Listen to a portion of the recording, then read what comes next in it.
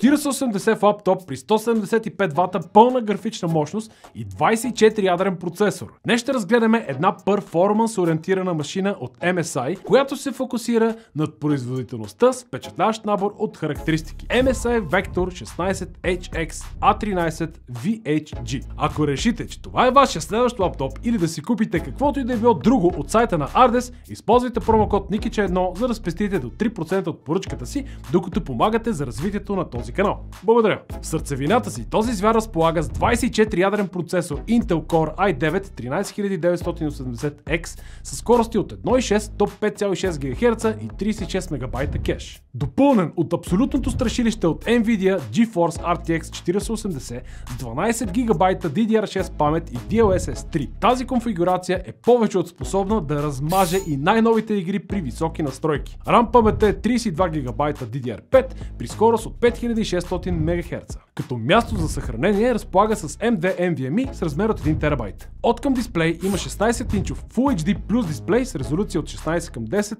IPS матов след подсветка. Опреснителната честота е 144 Hz, а екранът покрива 100% от цветовата гама на DCI-P3, осигурявайки широк диапазон и точност на цветовете на креативните професионалисти. Теглото на животното е 2 кг и 700 г, а размерите му са 35.7 на 28.4 на 2,9 см.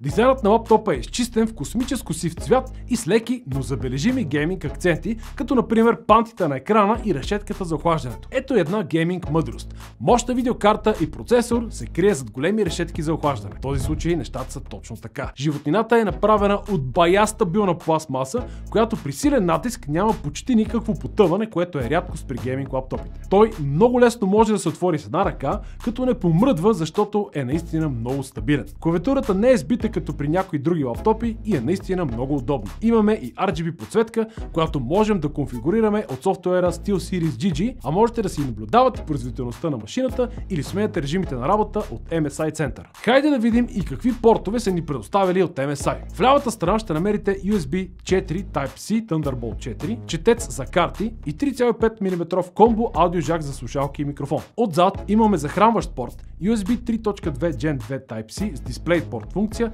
HDMI 2.1, както и LAN порт. А отдясно са ни предоставили захранващ USB 3.2 Gen 2 Type-C с DisplayPort функция, както и два USB 3.2 Type-A порта. Следващото нещо, което ще коментираме преди да стигнем до тестването на игрите, е охлаждането. Ако погледнем от към дизайнерска гледна точка, е направено много добре и има достатъчно отвори за топлия въздух и при сериозни гейминг сесии не усетих да ми грее под ръката, но за сметка на това си е шумно при голямо натоварване, но пък си върши работата перфектно. А сега, нека да видим как се представя в игрите. Първата игра е Fortnite. Настройките са на макс и имаме средно 97 кадъра, минимум 78 и максимум 123, а на минимални настройки средно 360, минимум 294 и максимум 435 кадъра. След това е CS2. На максимални графики средно 367, минимум 312 и максимум 432, а на минимални графики средно 411, минимално 372, а максимално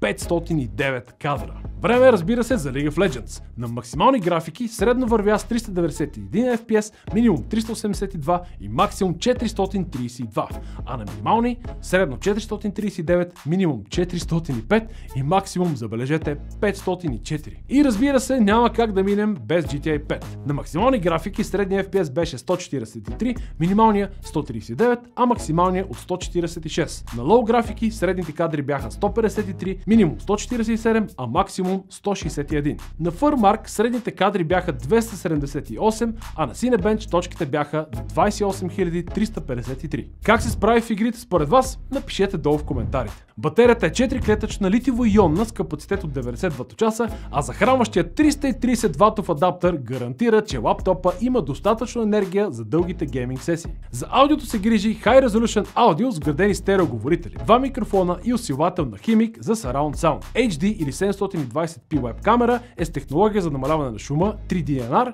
и включва капаче за сигурност. Ето ви сега и едно бързо тестче. Това е тест на вградената камера и микрофона на лаптопа, за да видите как се вижда и съответно как се чува. Също така тест и на капачето.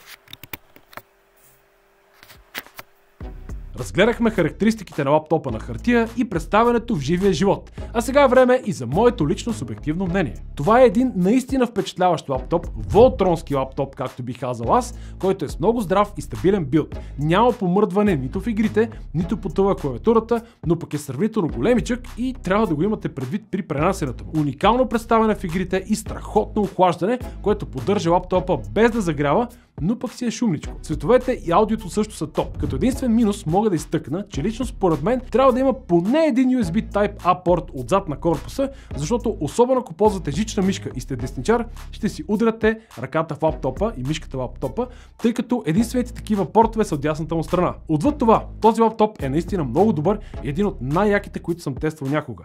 Интересно ми е да науча обаче вие какво мислите за него в коментарите. Ай гъга!